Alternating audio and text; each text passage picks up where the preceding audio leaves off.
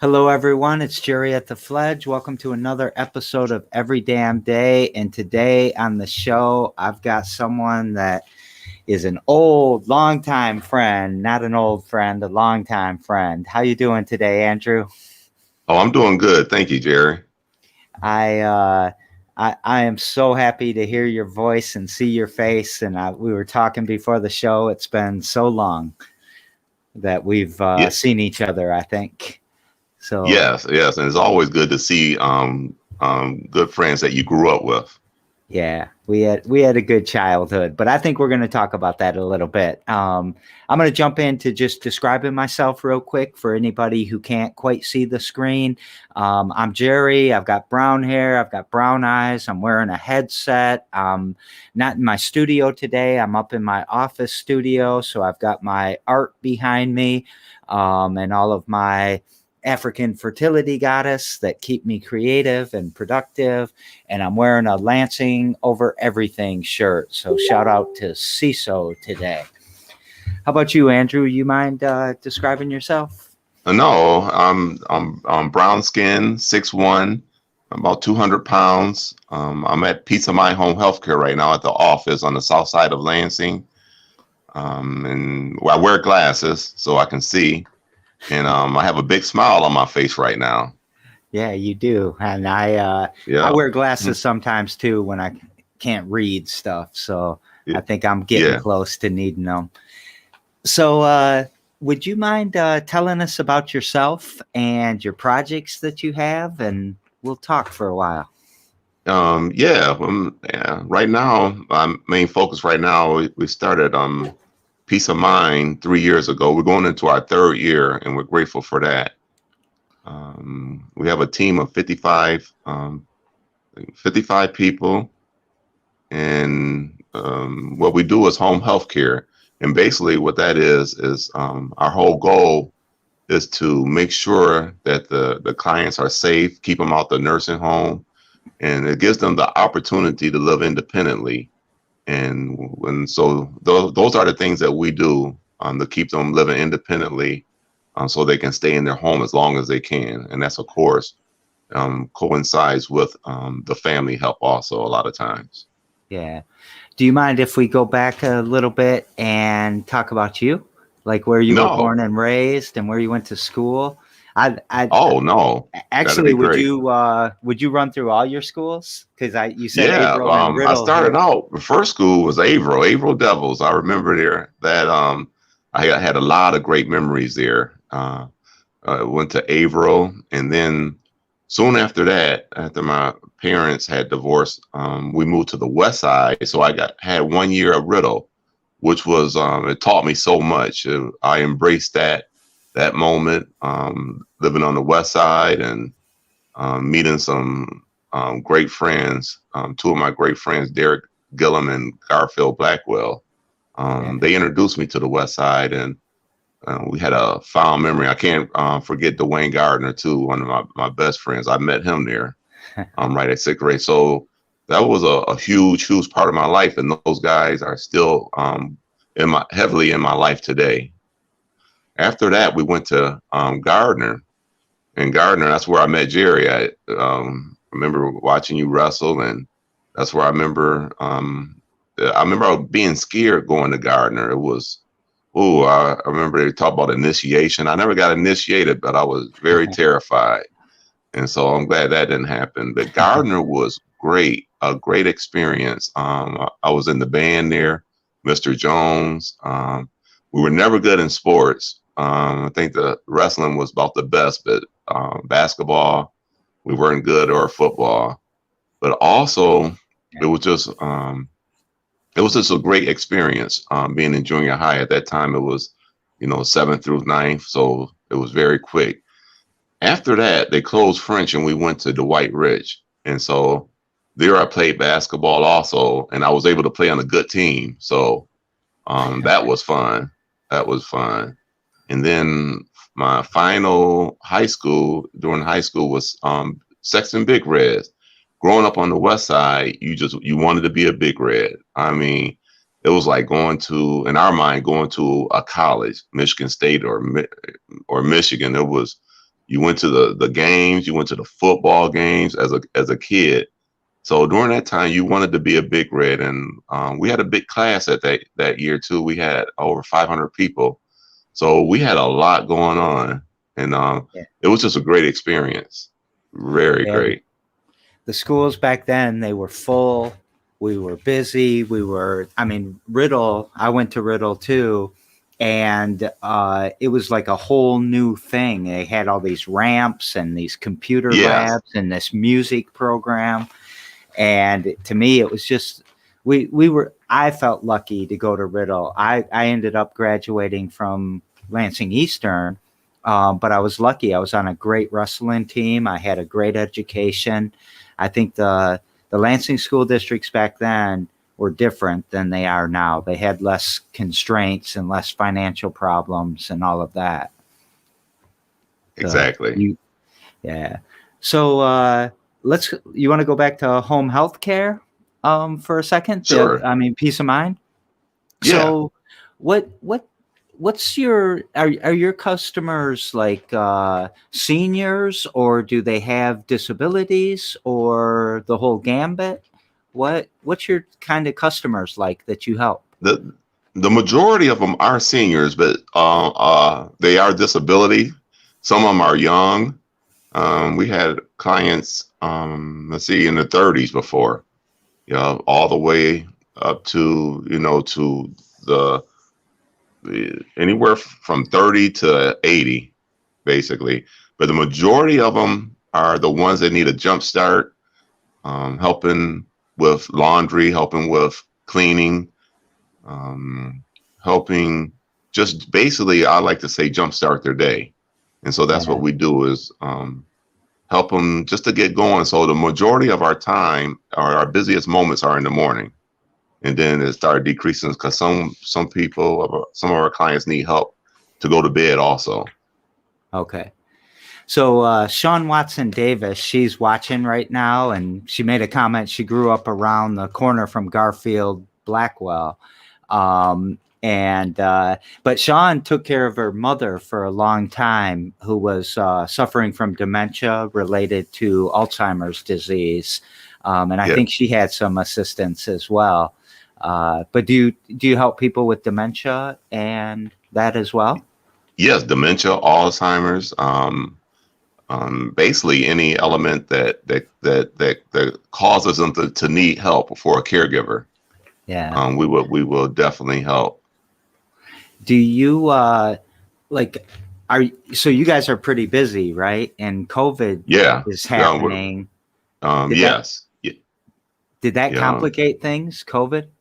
It did. It didn't really complicate things. It basically forced you to do what you were supposed to be doing in the first place, which is universal precautions. That's they right out the gate. They teach you about that. And so, I think a lot of times, sometimes pre-COVID, people had got lackadaisical about it. They weren't, as far as washing hands and, making sure that, you go into a house, first thing you do is wash your hands, and just protecting yourself. So I think it just brought it up to the forefront of what we need to do. And basically, if you're doing those things, you can basically stay pretty safe. I'm glad to say we haven't had any serious downfall with COVID, and we've been able to run business. We just do it safely, make sure all our team members have what they need to stay safe, as far as sanitizer, gloves, basically their protective gear that they need. So were all your home workers, are they essential workers and frontline workers then? Are they Yes, considered that? yes, Yeah. they are. Seems Yeah, seemed yeah, and like you would have become more critical. yes, yeah. You also, but people are, the turnover rate in home healthcare, and it was a very high nationally. I think it was like 64%, but it has went down during COVID. One thing about it is that it is reliable work. You can always work. If you really want to work, you can work in this field. And I'm grateful that the governor gave that $2 increase. That's been going on since April. So that's helped out great. It motivated people to want to work, and it also just built morale. So, and our turnover rate with Peace of Mind has been very low, and I'm glad to say that, because one of the things you don't want is multiple people going into your family members' homes. You just don't want. You try to keep the same person going in there, and then that protects both the worker and also the caregiver. Yeah, sorry, I'm going to go on a tangent for a second, but Amaru, who's doing Greenwood District Studios, wants to know if you're related to Fonda. Yes, I am related to Fonda. Yeah. Fonda's your cousin?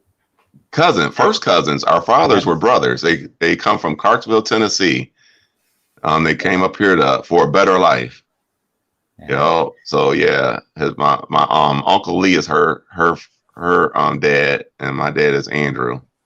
Yeah. So I'm proud to say that's my cousin. Yeah, everyone knows Fonda. He says dope. So at Peace of Mind, do you need anything? Like, are you trying to get more customers, or do you need more employees? Do you have any events that you want to promote? How do people learn about Peace of Mind? Do you have a website? Our website, Peace of Mind Home Healthcare, MI.com. And then our phone number is 517-721-1239. But we're always looking for good caregivers, because things change, situations change. So we're always constantly looking for more caregivers. We're working on right now, starting our transportation. We did get a bus, and we're working on getting a van. That would be our next move, so that we can provide transportation. And most of our clients right now, majority of all of them, come from Tri-County Office of Aging. So we're a vendor with them.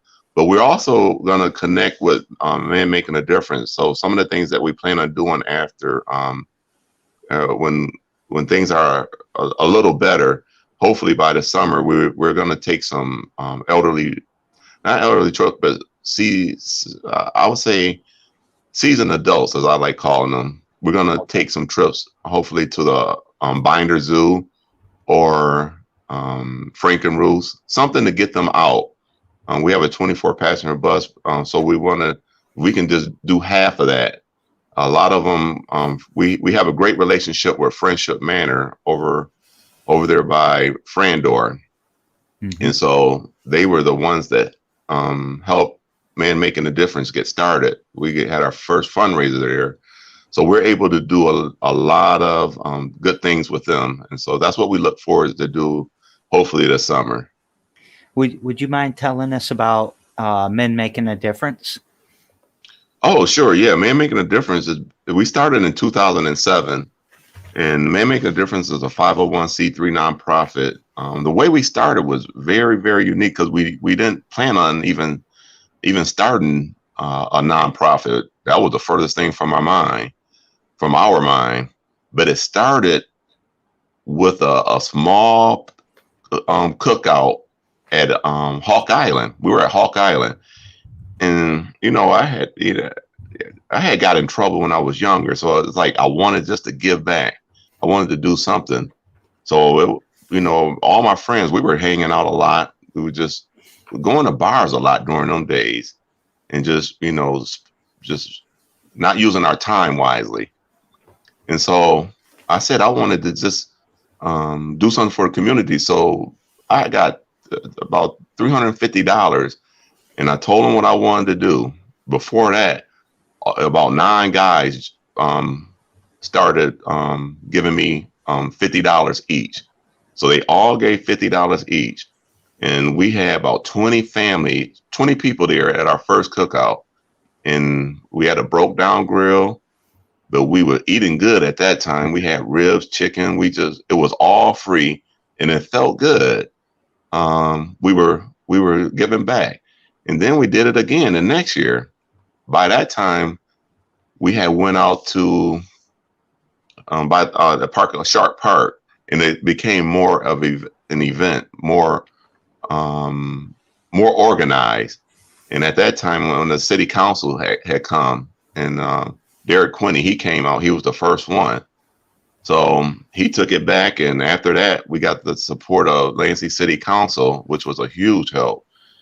After that, we were at Benjamin Davis Park with over 1,500 people, and of course, we had to cut the food down, but it became more organized, and people like Big Brother, the Davies Project, of course, the City Council was our biggest donor. The people just started coming together, and basically what it became like is a family reunion. That's what it was. So what we wanted to do was produce a family. I'm going to go back a little, especially the ideal that we did this.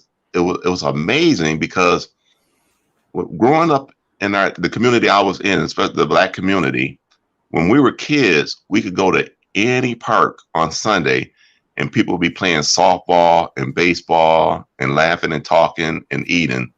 And that's where we got the ideal from. So it wasn't us coming up with a great ideal. We were just seeing what our parents did, but we seen our children not able to do that because we, the Generation X, we weren't doing that anymore. We weren't going to the park. We weren't playing softball.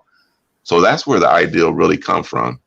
And so I was pleased that the show the diversity, to show the fun, and just to show that you can just have fun. That's what it was all about. Yeah, I remember, and I played football at Kendon every single day. I mean, Yeah. I remember every single kid that was there. I mean, I can name them off right now.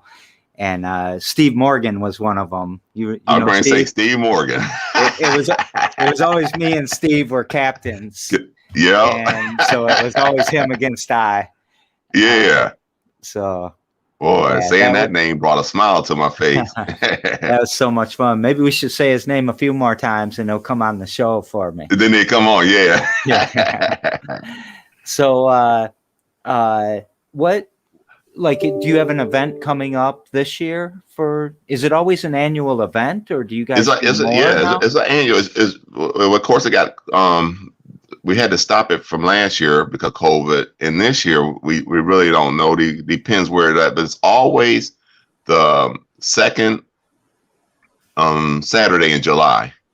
Okay. So the last 6 years has been the second Saturday of July, and last year was our first time not doing it since 2007.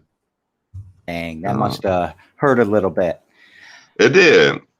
But there was so many events, it just wasn't safe. So it's all about the people. It's all about being safe, and that's that's where we at. We were able to connect with Sip and Chill and Rich and Michelle Lewis. They do.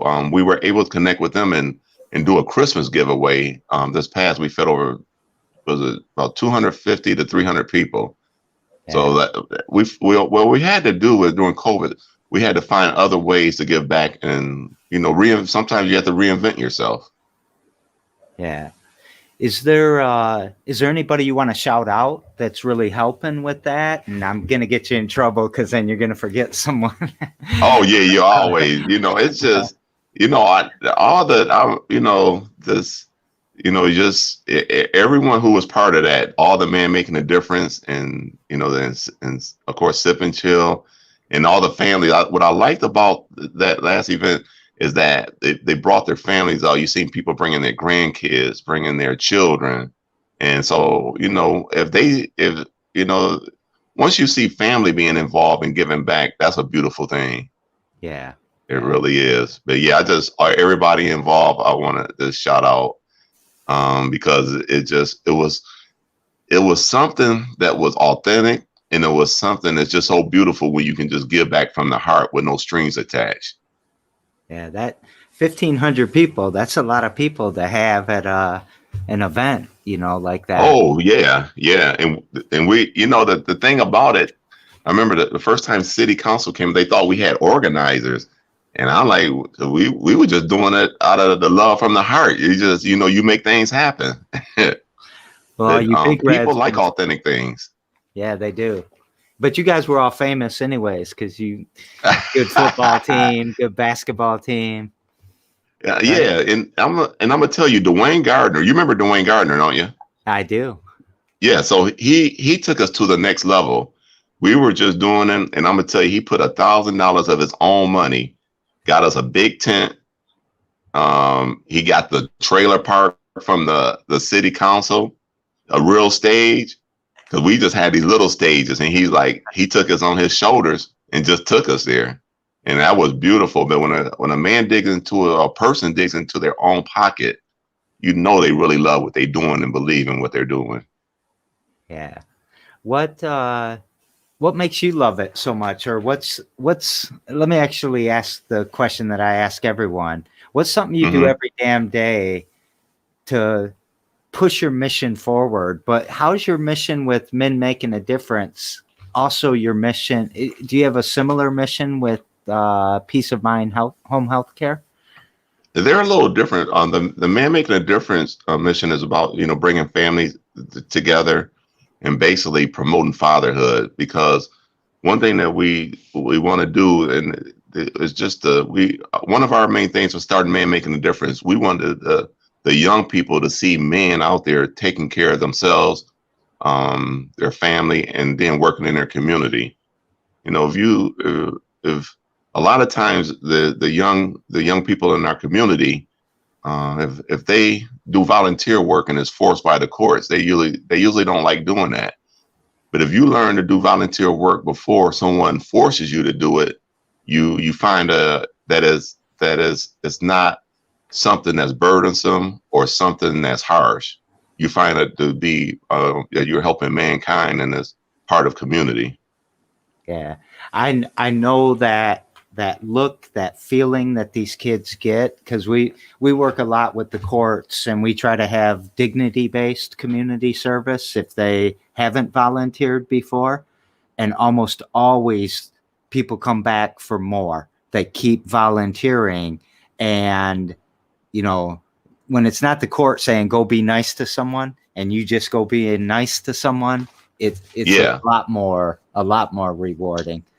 And I've been following you from about the beginning, um, and think you guys are doing amazing things with that. So Hmm. what Okay. what what's something you do every damn day to push that needle forward on both sides? Man, my favorite thing is get up and grind. That's something I'll wake up, open the shades up, drink some coffee, and get going. I think that's what got me is being consistent, whatever you do, you know, and just getting up every day and thanking God I'm able to do that.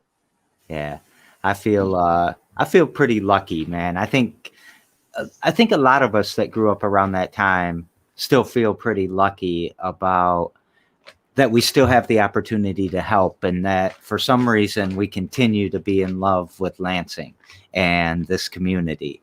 You feel that about the community? Just did we get a technical? All right, say that again. I said, I feel this love for the community that I think goes right back to those days at Kendon and Riddle and Gardner and Yes. Atwood and all of that. And I see a lot of us in our class, a lot of us that grew up together were like that. We want to give back. We love this city. Do you? Yes. I mean, what do you think that's all about? Why do That's we love it? well, that's a lot of that. You got to remember when we were growing up. Remember, it was about community when we was when we were playing for the Eagles. Our parents would come, and the coaches they didn't treat us like coaches. They treat us like we were, part of their family. And they were it was just remember the parents didn't drop us off at practice. They would a lot of times stay, and the field would be packed on them Sundays. Remember those Sundays at Old Everett? Yeah, I Yeah, do. it would be that. Those were some fun days, and that was what community was about.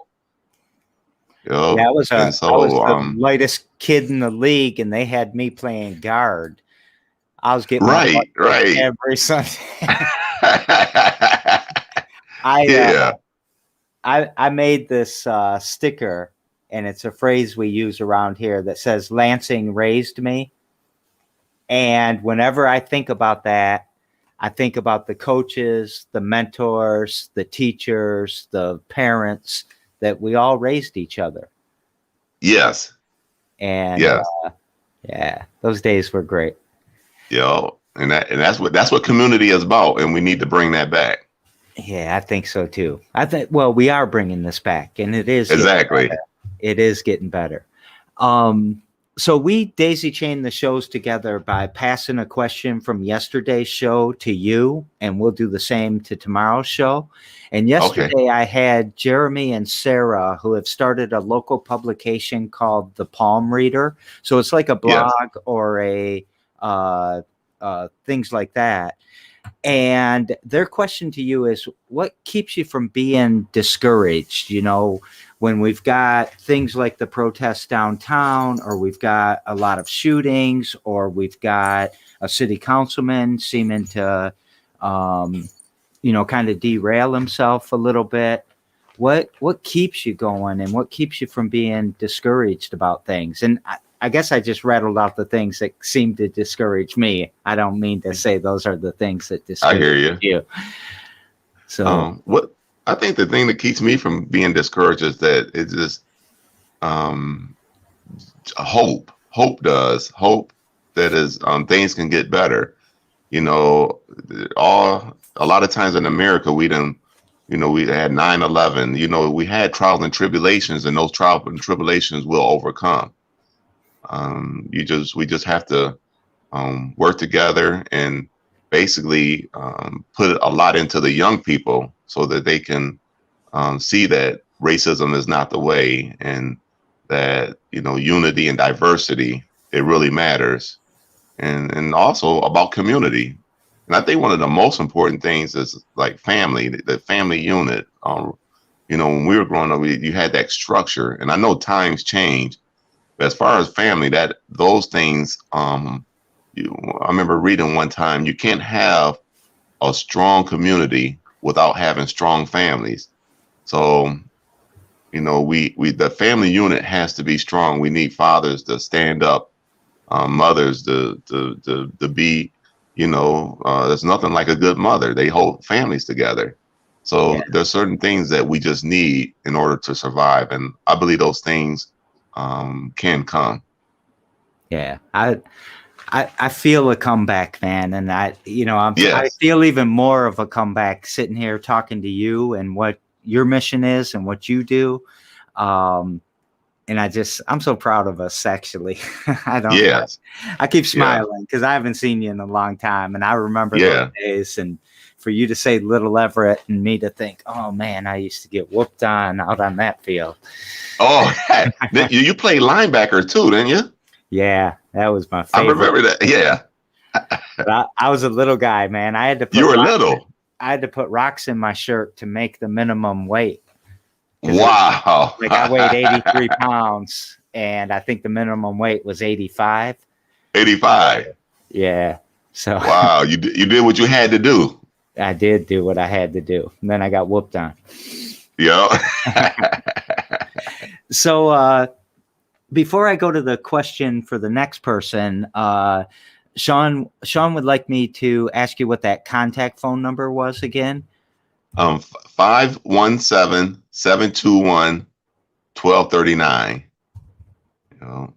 Thank you. So I'm going to chat that out real quick. Okay. And then the other thing Sean asked that I thought was interesting was, why do you think that your turnover with your home health care workers has been so low? Is there some initiative that you do? Yeah. Well, that's a good question. That's a really good question. See, when I started, I was a caregiver for 25 years. So what I did is I saved my money for 10 years and so I could start a business, because I wasn't making enough as a caregiver. And so that was the whole process. And so I was in tune to it. And also, like, I'm the owner and I still caregive. So my thing was to treat our caregivers. I wanted to, it was like a step in the same direction with man making a difference. Our our whole concept is about family, a family work environment, and that we help each other. And so, I give gift cards, bonuses. I'm in the trenches. I don't ask them to do not anything that I won't do. And so they see that, and once they see that, and then you connect with them, they feel more able to connect with you and more appreciative of the relationship. You have to have a good relationship. You do. Yeah. 'Cause, It's always they about could relationship. leave you real quick. Yeah. Do you that sounds like the captain of a team, right? A Yeah. guy that, you're playing, you're one of them, but you're leading and you're setting examples. Do you look back on those days of our athleticism or the sports that we played? Oh yeah. Yeah. I mean, Yeah. And then the not giving up, those suicides, all that running, and you can't give up. Even when things are hard or you're losing, you can't give up. yeah. And so that was a huge part Yeah. of influencing my life. So thank you for the questions, Sean. Really good questions. You're getting some shout outs for building the community, and Amaru really wants you to bring it out to Greenwood District Studios. He said, come out, men making a difference. Do you know what that is? No. They're taking over the Lansing Mall theater that's on the out property back there behind like Babies R Us or whatever. And it's a black-owned movie studio is what it's ultimately going to be. It's going to be an outdoor theater, drive-in theater this summer. And wow. then he's building it after Black Wall Street and Greenwood District. And they're going to be making comedies and movies, and we've got a whole career path for people. Wow. Ask Fonda about it. She's been... I will. I would like to support that. Yeah. So they're a good group, a good organization. So shout out to Amaru and GDS and everything they're doing. Okay. On my show tomorrow, I have Cameo King, and they are with Grit, Glam, and Guts. And I don't know a lot about them, but let's pass the question to them. We're going to learn tomorrow. I love learning about people on this show. What question would you like me to pass on to them?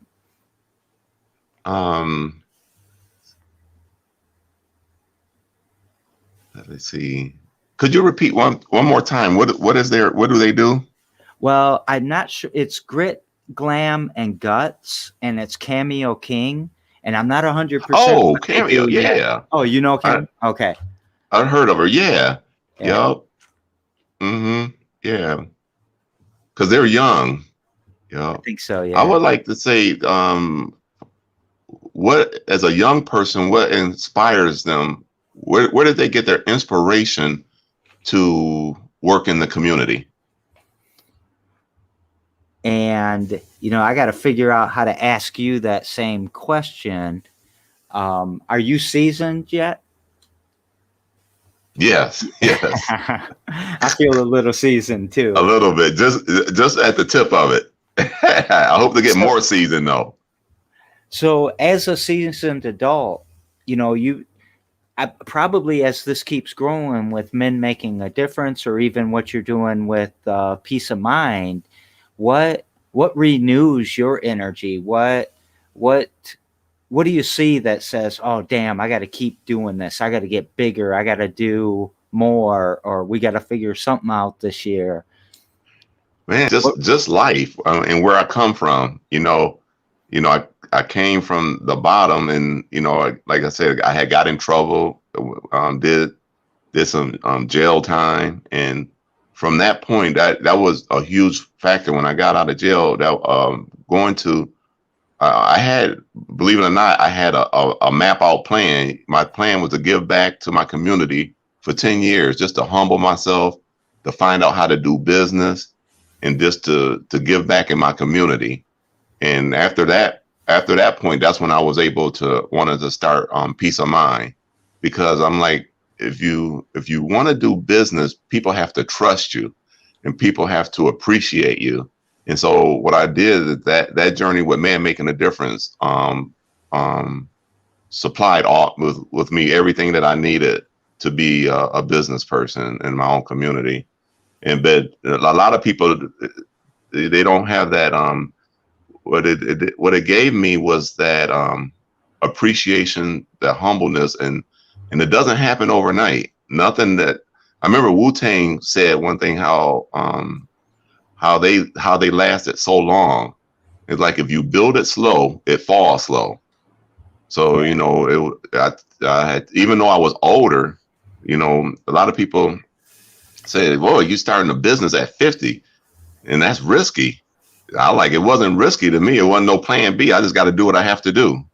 The Man Making a Difference gave me a lot of resources. It gave me a lot of confidence, and it gave me a lot of humbleness. You have to be humble and let your blessings come. You do. You're amazing, Andrew. You know, And that was it. I've watched it from afar, and I've thought it was amazing. And now, where you're telling me what's motivated you and what's kept you going and why you're doing it, man, I gotta get closer. I gotta support or work with you in Yeah. some way. I hope we can figure that out. So, Yeah. um, is there anything that you want to like? If my crowd's out there listening, is there anything you want to shout out to us or take us out with before we wrap up the show? The biggest thing is, no matter what obstacles bring you, just never give up. You know, life is beautiful. I always like the saying, life is a beautiful struggle. But it really is. It's awesome to wake up every morning and live life. And we have to live that life like it's a gift, like a true gift. And our responsibility is to live it to our fullest, to our fullest. And, you know, I would just tell everyone, no matter, you know, people laughed at me. I remember I was still struggling. I was in the struggle. And this was about like 15 years ago. And I had 21st Century Home Care, Andrew Brewer speaking, "I help you." And people were laughing at me. Of course, it didn't turn into 21st Century Home Care, but I had a vision already. And so don't allow anyone to divert you or belittle your dreams. Dreams are amazing. They are. And So and keep there's pushing. nothing I can add to that. Those are wise words. Those are seasoned words. Those are Lansing words. Yes. So on that, I'm going to take us out and say, I will see you later. All right. Peace. Andrew, thank you so much. Stick on with me for a second and we'll say goodbye to everyone. All right. Take care. See ya.